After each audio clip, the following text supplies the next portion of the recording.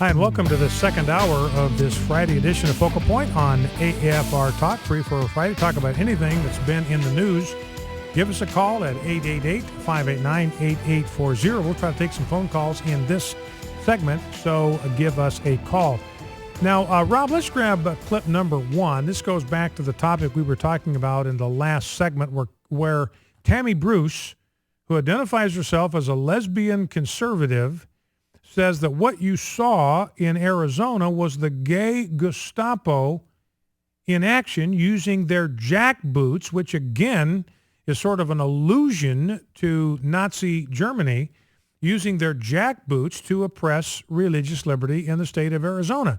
She's a lesbian activist, using the same terminology that I used with Carol Costello 2 or 3 years ago on CNN, for which I was pilloried. Now, Alan Colmes, card-carrying liberal, and he's on with Tucker Carlson yesterday on Fox, and they are talking about the baker in Oregon who could go to jail, or the baker in Colorado. Either one of those guys could go to jail for simply refusing to participate in a same-sex wedding because they object to it on moral grounds, on spiritual principle.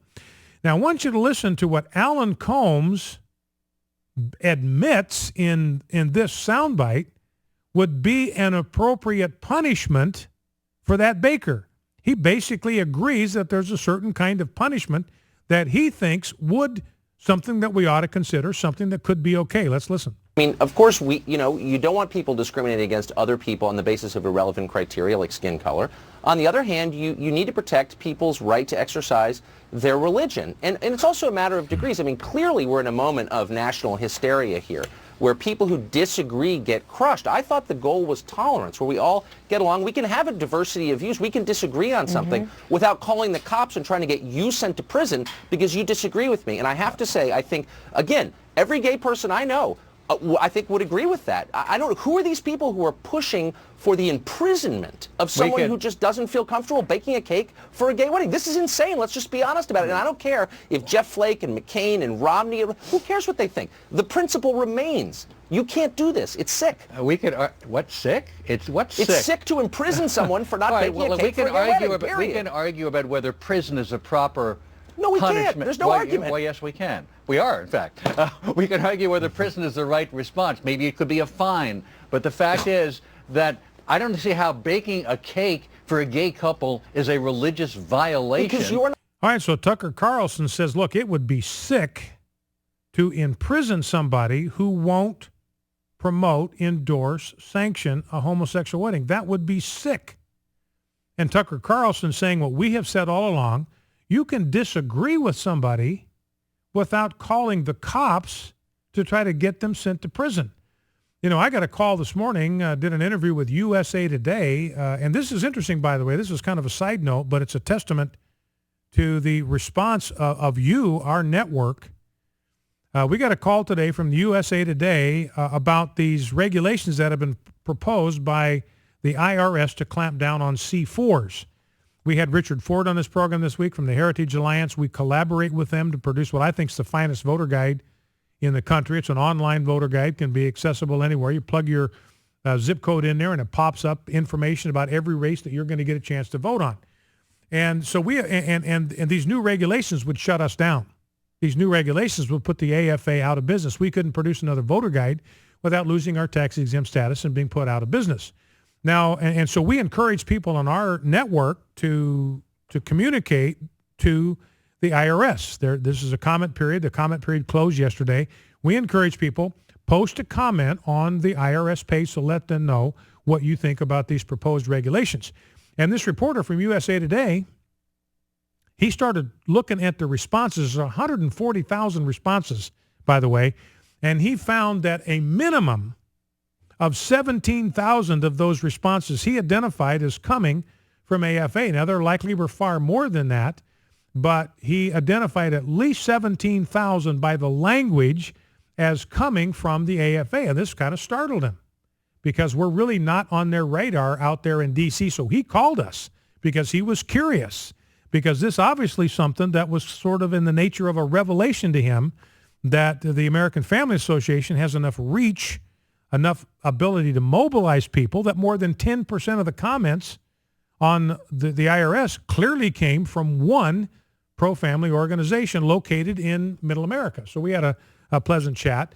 But the point that I made to him, he had done some research on AFA and talked about the SPLC categorizing us as a hate group, and I said that's just absurd. I said, if anything, the SPLC is the anti-Christian hate group because they motivated a guy to go into FRC last year and shoot the place up, try to kill as many people as he could. And he said, our position all along is that disagreement is not hatred. Disagreement is not hatred, and the truth is not hate speech. The truth is only hate speech to somebody who hates the truth. So anyway, it was a very pleasant kind of interview. I don't know what it'll look like in print, but it's very pleasant. And this is Tucker Carlson's point. Look, disagreeing with somebody doesn't mean you want them thrown into prison. We can disagree without having to go to that length. But Alan Colmes says, hey, yeah, maybe we ought to talk about prison. You know, we can have a debate about whether prison is a proper punishment. And Tucker Carlson says, no, we can't. That's sick. That's absurd. And Alan Colmes says, no, it's not absurd. Alan Colmes saying, I am perfectly fine with throwing a Christian into prison if he won't put eggs and flour together and throw it in the oven for a homosexual wedding. I'm perfectly content with considering that as a genuine possibility. All right, let's go to Lewis in Houston, Texas. Lewis, welcome to Focal Point with Brian Fisher. What's on your mind? Hey, Brian, thank you. I wanted to talk to you about what happened in Arizona. And I just, I want to remind everybody, we knew this was coming. I told my wife a few years ago that one day, I work for a large entity in Houston that it's a city organization, and I told her it hadn't happened yet. But one day, I believe the litmus test will be, what do you believe about homosexuality? Because if you say you're against it for whatever reason, it'll be tantamount to being KKK. And as a matter of fact, in one of our sensitivity training, the person from the gay group basically said, if you are religious, you are like the KKK. He didn't say it outright like that, but I picked up what he was putting down. Mm-hmm. And then we know what happened in San Antonio recently, where, in fact, if you are a sincere Bible-believing Christian who believes that homosexuality is wrong, then you're not allowed to serve on city council. Yeah. So, I just want to remind everybody, we knew this was coming, and I think, we need to draw close to the Lord, because I think that America has turned away from God, and I don't think we have very long to go. Yeah.